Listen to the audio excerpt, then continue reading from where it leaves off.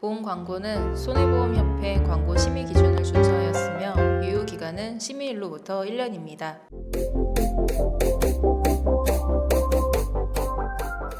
안녕하세요. 알려줘 보험의 김아리. 이슬비입니다.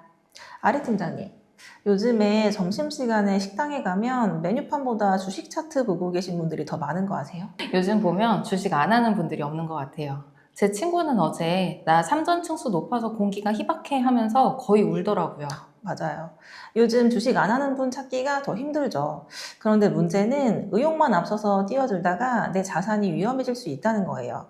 제 주변에도 위험에 빠진 분들이 여러 계십니다. 사실 저도 시작해보려고 했는데 이건 주식이 어려운 게 아니라 주식의 용어들이 생소해서 어떻게 뭘 먼저 해야 할지를 모르겠더라고요. 그래서 오늘은 저희가 보험 이야기 대신 주식 용어에 대한 내용을 준비해 봤습니다. 보험도 미래를 위해 준비하는 우리들의 소중한 자산이잖아요. 주식도 마찬가지 아닐까요? 여러분들의 자산 지킴이인 알려줘 보험에서 필수 주식 용어 뽀개기 영상을 준비했습니다. 시작이 반이라고 하잖아요. 오늘이 그 시작이 되는 날입니다. 공부 안 하고 투자하는 건 지도 없이 정글 가는 거랑 똑같아요. 저희와 함께 오늘 첫 발을 내딛는 지도를 만들어 보시죠.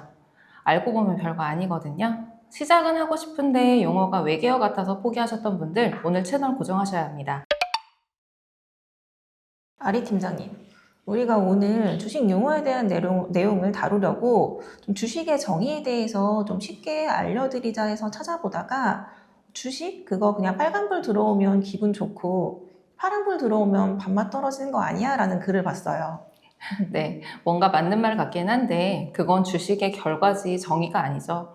여러분, 주식의 사전적 정의는 자본금의 구성 단위입니다. 하지만 이렇게 말하면 너무 어려우시죠? 그렇죠. 쉽게 비유해 볼게요. 제가 떡볶이집을 차리고 싶은데 돈이 1억 원이 부족해요. 그래서 아리 팀장님한테 나한테 1,000만 원만 투자해. 대신 이 가게에 10% 권리를 줄게라고 약속하고 증서를 써주는 거죠. 그 증서가 바로 주식입니다. 맞아요. 즉, 주식을 샀다는 건 나 이 회사의 주인이야. 나도 지분이 있어. 라고 말할 수 있는 권리를 산 거예요. 주식을 단 한 주라도 가지고 있다면 여러분은 아주 작은 주인님이 되시는 겁니다. 회사가 돈을 많이 벌면 배당금도 받고 주가가 오르면 시세 차익도 얻는 거죠. 반대로 회사가 어려워지면 주인으로서 주가 하락과 같은 책임도 같이 나누는 거고요. 이렇게 주식의 가치는 시장의 수요와 공급에 의해 결정이 됩니다. 팀장님, 주식과 보험의 공통점이 또 하나 있는 거 아세요? 뭔가요?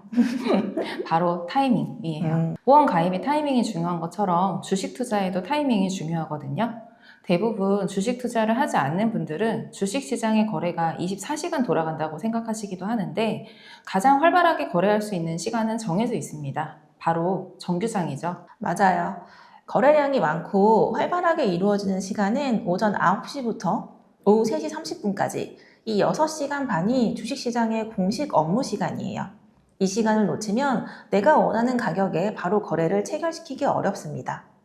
정규장 안에서도 가장 드라마틱한 순간을 꼽으라면 저는 9시 정각, 시가가 결정되는 순간이라고 봐요. 시가는 장이 열릴 때 결정되는 첫 번째 가격인데 이게 왜 중요하냐면요. 밤사이 쌓인 모든 에너지가 한꺼번에 터지는 지점이기 때문이죠. 그렇죠. 우리나라 시간으로 밤에 미국 증시가 크게 올랐거나 혹은 반대로 폭락했다면 우리 시장의 시가는 전날 종가와 상관없이 붕 떠서 시작하거나 뚝 떨어져서 시작하는 경우가 있죠. 이걸 갭 상승 또는 갭 하락이라고 부르기도 합니다. 제 고객님이 전날 호재 뉴스를 보고 무조건 시가에 사야지 하고 주문을 넣었는데 그 종목이 시가가 전날보다 10%나 높게 시작한 거예요. 전날에 비해 너무 비싸게 사버린 셈이죠. 이처럼 시가는 전날 밤 해외 증시나 사건 사고의 영향을 고스란히 반영하는 경우가 많습니다. 그리고 또 하나의 사례로 직장인이셨던 고객분인데 전날 내일 이 주식 무조건 사야겠다 결심을 했는데 다음날 오전 업무가 너무 바빠서 점심시간이 지나서야 핸드폰 앱을 켜신 거예요. 이미 정규장 안에서 가격은 생각했던 금액과는 너무 멀어진 상태여서 계획대로 거래하지 못하는 상황이 되어버린 거죠. 그런 경우가 정말 많죠. 직장인들은 계속해서 체크할 수 없기 때문에 거래가 활발하고 등락률이 높은 정규장에서의 거래 타이밍을 놓치기도 합니다. 하지만 정규장 외에도 오후 4시부터 오후 6시까지의 시간의 단일가 매매 같은 제도가 있긴 하지만 거래량이 적어서 내가 원하는 만큼 사고 팔기가 힘들어요. 그래서 투자를 한다면 이 정규장 시간표에 타이밍을 어떻게 잡을 것인지에 대한 고민이 필요할 것 같습니다. 앞서 말씀드린 시가와 반대로 하루를 마무리하는 그날의 최종적인 성적표를 종가라고 합니다. 오후 3시 30분에 장이 마감될 때 결정되는 가격이죠. 기관 투자자들이나 외국인 투자자들이 그날의 포지션을 최종적으로 정리하는 가격이기 때문에 해당 기업의 그날 가치를 가장 객관적으로 증명하는 숫자라고 할 수 있습니다. 정규장, 시가, 종가, 이제 아시겠죠? 주식시장은 단순히 숫자가 오가는 곳이 아니라 사람들의 욕망과 공포가 실시간으로 부딪히는 장소인 것 같습니다. 9시 땡 하고 장이 열릴 때 결정되는 첫 번째 가격은 시가. 반대로 오후 3시 30분 장이 마감될 때 마지막 가격은 종가라는 것을 기억하세요. 자, 그럼 우리가 어떤 종목에 투자를 할지 선택했다면 그 선택을 할 때 크게 나뉘는 시장이 바로 코스피와 코스닥입니다. 들어보셨을 거예요. 각각의 등락률을 가지고 있는 시장인 코스피와 코스닥은 어떤 차이가 있죠? 쇼핑으로 비유를 하자면요. 코스피는 시가총액이 높은 덩치 큰 형님들이 모인 백화점이라고 볼 수 있어요. 튼튼하고 안정적이죠. 한국 종합주가지수로 유가증권 시장에 상장된 삼성전자나 SK하이닉스 등 안정적인 대기업들이 주로 포함되어 있습니다. 한국 경제의 흐름을 반영하는 지수이기도 하죠. 반면에 코스닥은 반짝이는 아이디어와 기술력을 가진 벤처 기업들이 모인 성수동 편집숍 같다고 할 수 있겠습니다. 벤처 및 중소기업의 중심 시장으로 IT, 바이오, 게임 등 성장 가능성이 높은 기업들이 주로 포함되어 있습니다. 코스피와 코스닥은 상장 요건, 기업 규모, 투자 성향 등에서 차이가 있어요. 코스피는 대기업 중심의 안정적인 시장이기 때문에 변동성이 낮고 장기적인 투자에 적합합니다. 반면 코스닥은 중소기업 및 벤처기업 중심의 시장으로 변동성이 크고 단기적인 투자에 적합합니다. 백화점 물건은 가격 변동이 크지 않지만 믿음직하고 편집숍 물건은 대박이 날 수 있지만 유행이 빨리 변하죠. 본인의 투자 성향이 안정형인지 공격형인지에 따라 정하시면 됩니다. 그리고 이 기업들이 시장에 정식으로 명함을 내미는 과정을 바로 상장이라고 해요. 우리 동네 맛집이 프랜차이즈화되어 전국 어디서나 먹을 수 있게 되는 것과 비슷하죠. 상장이 되어야 비로소 우리 같은 일반인도 주식을 사고 팔 수 있게 됩니다. 자, 그럼 내가 시장을 선택했다면 이제 주식을 사고 팔아봐야겠죠? 그렇죠. 주식을 사는 건 매수, 파는 건 매도입니다. 그런데 내가 사고 싶은 가격과 남이 팔고 싶은 가격이 적힌 판이 있죠. 그걸 호가라고 합니다. 최근 A라는 기업의 실적이 좋다는 뉴스가 떴습니다. 이슬비 팀장님이 주식을 5만 원에 사고 싶어서 버튼을 눌렀어요. 이거는 매수 주문입니다. 그런데 시장에는 5만 500원에 팔겠다는 사람만 가득하다면 어떻게 될까요? 그럼 거래가 안 되죠. 이때 내가 사고 싶은 가격과 남이 팔고 싶은 가격이 실시간으로 나열된 표를 보게 되는데 이게 바로 호가창입니다. 호가는 가격을 부른다라는 뜻이에요. 5만 원에 사겠다는 사람들과 5만 500원에 팔겠다는 사람들의 줄다리기가 실시간으로 나열된 표죠. 여기서 내가 부른 가격과 상대가 부른 가격이 딱 맞아 떨어져서 거래가 확정되는 순간을 체결이라고 합니다. 그런데 많은 분들이 매수는 잘하시는데 파는 매도를 더 힘들어하세요. 주식을 파는 행위를 매도라고 하죠. 맞아요. 주식의 콧이라고도 표현을 하죠, 매도는. 문제는 사람들은 만약 5만 원에 매수를 한 주식이 7만 원까지 올랐다면 40%라는 높은 수익률이 생겼음에도 불구하고 조금만 더 하면서 8만 원까지 갈 수 있을 거야. 그럼 팔아야지 하다가 매도 타이밍을 놓치십니다. 네, 사람들의 심리라는 게 그래요. 아니, 슬비 팀장님, 그렇게 가지고 있으면 정말 더 올라서 더 높은 수익률에 매도를 하게 되는 경우가 많을까요? 제 경험으로 말씀드리면요. 저는 그렇게 기대하고 기다리다 시장에 악재가 터지면서 주가가 다시 제가 매수했던 금액으로 내려왔던 경험이 있습니다. 결국 평가이익은 맛만 보고 실제 수익은 0원이었던 거죠. 게다가 최악으로는 매수 금액보다 더 주가가 내려가는 지옥의 지하실을 경험하게 될 수 있는 경우도 있으니 매도는 결단력이 필요한 부분인 것 같습니다. 이게 바로 많은 분들이 생각하고 또 경험하는 매도의 어려움인 것 같아요. 매도는 단순히 버튼을 누르는 게 아니라 내 욕심을 제어하고 확정짓는 결단이에요. 네, 말씀하신 것처럼 주가가 내가 산 금액보다 더 아래로 내려간 후의 매도가 바로 손절매입니다. 손절매는 매입한 주식이 예상과 달리 하락할 때 더 큰 손실을 막기 위해 손해를 확정짓고 매도하는 전략이기도 하죠. 맞습니다. 매도는 크게 두 가지예요. 이익을 확정짓는 익절, 더 큰 손해를 막는 손절. 보험도 중간에 상황이 변하면 리모델링이 필요하듯이 주식도 내 포트폴리오를 지키기 위한 전략에 매도가 필요합니다. 매수는 기술이고 매도는 예술이다라는 말이 괜히 있는 게 아니에요. 이번엔 상한가와 하한가 이야기를 해볼게요. 상한가 맞았다, 하한가 맞았다 이런 얘기 들어보셨을 거예요. 슬비 팀장님, 우리나라 주식시장에는 아주 독특한 규칙이 있죠? 네, 맞습니다. 우리나라는 하루 동안 주가가 위아래로 움직일 수 있는 범위를 딱 정해놨어요. 정일 종가 대비 플러스는 30%, 그게 바로 상한가고요. 마이너스 30%가 하한가입니다. 자동차로 치면 속도 제한 같은 거예요. 너무 빨리 달리면 사고가 나니까 그날 하루의 브레이크를 걸어주는 거죠. 실제로 지인분이 소위 말하는 테마주에 투자를 하셨어요. 아침에 장이 열리자마자 호재 뉴스가 뜨더니 주가가 수직 상승하는 거예요. 순식간에 30%를 찍고 가격이 딱 멈췄습니다. 이걸 상한가에 말아 올렸다라고 표현을 하죠. 그럴 때 기분 정말 좋죠. 말로 표현할 수 없는 희열을 느낄 수 있는데 살면서 제가 사는 종목이 그 상한가를 맞이하는 일이 있을까 생각을 해봅니다. 상상만으로도 행복한 일이에요.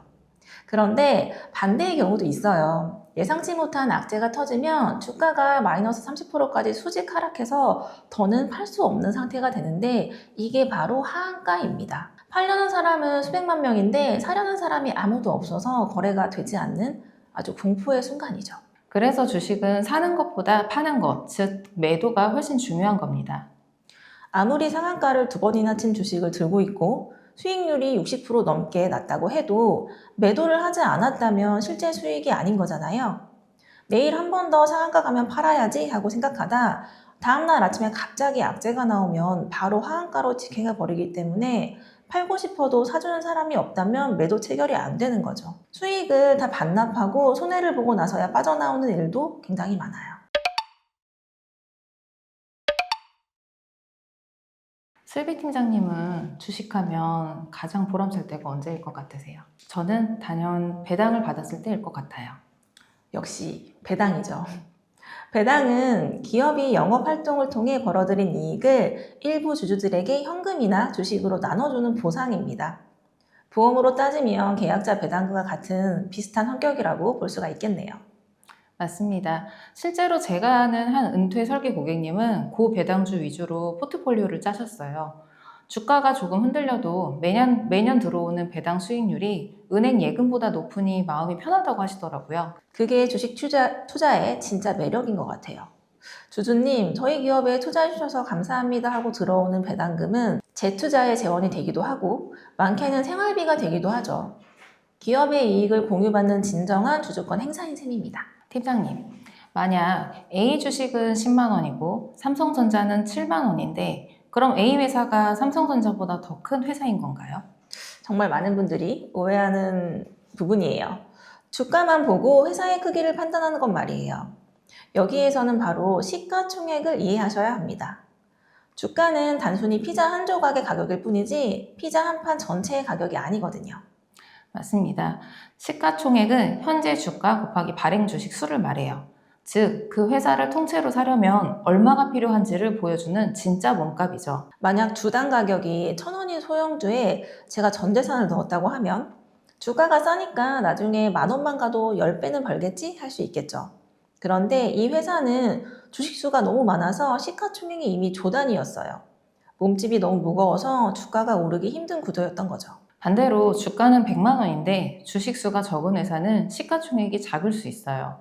그래서 우리는 주가라는 겉모습에 속지 말고 시가총액이라는 체급을 먼저 확인해야 합니다. 내가 투자하려는 회사가 헤비급인지 라이트급인지 알아야 전략을 세울 수 있으니까요. 주식 정보를 찾다 보면 보통주, 우선주라는 말을 들어보셨을 거예요. 우리가 흔히 말하는 삼성전자, 현대차라고 부르는 대부분의 주식은 보통주입니다. 말 그대로 가장 표준이 되는 주식이죠. 보통주의 핵심은 바로 의결권입니다. 주주총회에 가서 나 이 회사 주인이야. 이번 안건에 찬성 혹은 반대해 라고 목소리를 낼 수 있는 투표권을 주는 거죠. 제 지인 중에 본인은 포트폴리오에 무조건 보통주만 담는 분이 계세요. 이유를 여쭤보니 내가 투자한 회사가 산으로 가는지 바다로 가는지 주주총회에 가서 감시도 하고 내 권리를 행사하고 싶다라고 하시더라고요. 멋지신데요. 보통주는 기업의 지배구조와 직결되기 때문에 경영권 분쟁이 생기면 몸값이 치솟기도 합니다. 내 표를 사가라는 심리가 작용을 하니까요. 내가 기업의 주인으로서 경영에 관심을 두고 성장을 함께하고 싶다면 보통주가 투자가 유리하겠죠. 그런데 팀장님 전 회의 참석하고 투표하는 거 좀 머리 아파요. 그냥 돈만 잘 벌어다 주면 좋겠어요. 하시는 분들도 계시죠. 그런 분들을 위해 탄생한 게 바로 우선주입니다. 우선주는 종목명 뒤에 우자가 붙어요. 삼성전자 우처럼요. 이 주식은 의결권과 투표권이 없습니다. 대신 아주 매력적인 혜택을 주죠. 바로 배당을 보통주보다 조금 더 많이 줍니다. 실제 현장 사례를 볼까요? 제 고객 중에 은퇴하신 어르신 한 분은 보통주 대신 우선주 위주로만 모으세요. 의결권은 회장님이 알아서 하시고 나는 배당금이나 꼬박꼬박 받아서 생활비 하련다 하시면서요. 영리한 전략이죠. 우선주는 의결권이 없는 대신 보통주보다 가격이 저렴한 경우가 많아요. 주가는 싼데 배당을 더 많이 주니까 배당 수익률 측면에서는 이득인 거죠. 그리고 회사가 혹시나 망해서 재산을 나눠 가질 때도 보통주보다 우선해서 받을 권리가 있어요. 그래서 이름이 우선주인 거죠. 실속을 챙기는 투자자라면 우선주를 눈여겨보셔야 합니다. 맞습니다. 내가 경영권과 성장성의 무게를 두느냐, 아니면 안정적인 배당과 실속의 무게를 두느냐에 따라 보통주와 우선주의 선택이 달라집니다. 그리고 모든 판단의 기준은 주가가 아닌 시가총액이 되어야 하고요.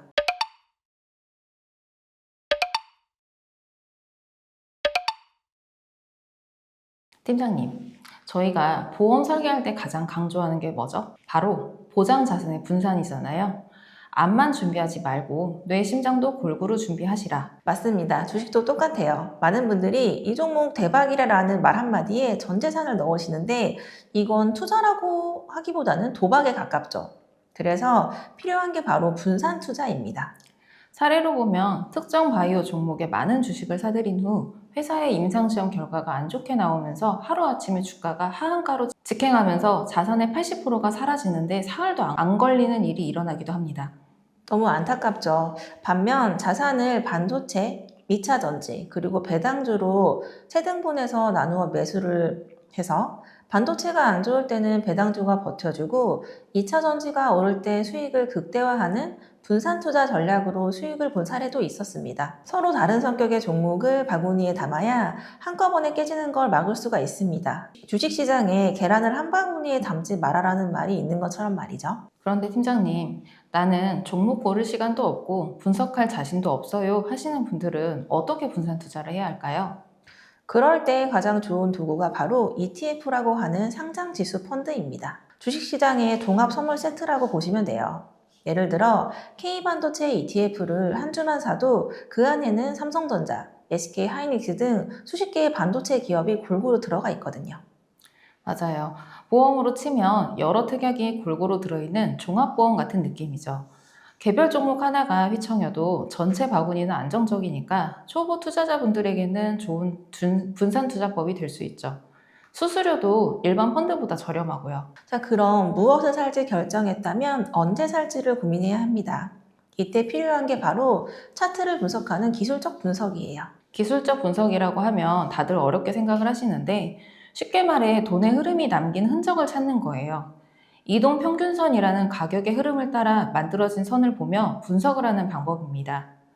최근 5일, 20일 동안 사람들이 주식을 산 평균 가격인데 주가가 이 선 위에 있느냐, 아래에 있느냐에 따라 지금이 상승세인지 하락세인지를 예상하거나 알 수가 있는 거죠. 예를 들어 차트상에서 주가가 60일 이동 평균선 밑을 뚫고 내려갔다면 기술적 분석에서는 이걸 추세 이탈이라고 하거든요. 추세가 꺾였다는 걸로 보는데 이렇게 결국 추세가 꺾인 종목은 회복하는 데 오랜 시간이 걸리기도 합니다. 이때 거래량도 중요합니다. 주가는 오르는데 거래량이 없다? 그건 가짜 상승일 확률이 높아요. 누군가 대량으로 매수하면서 거래량이 터질 때, 그때가 진짜 에너지가 실린 상승 신호라고 봅니다.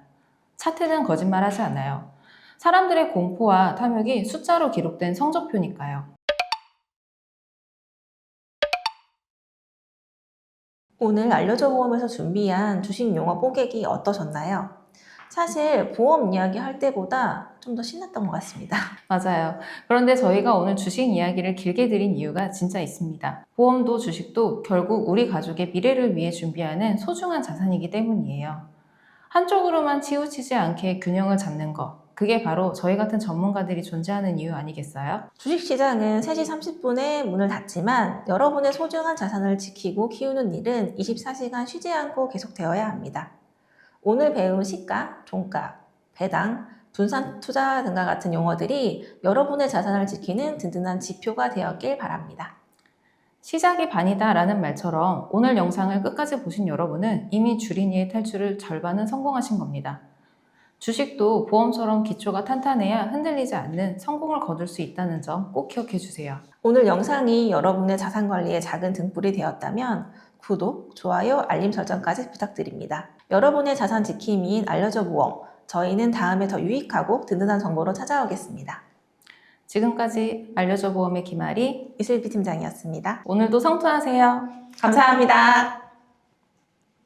보험 광고는 손해보험협회 광고 심의 기준을 준수하였으며 유효 기간은 심의일로부터 1년입니다.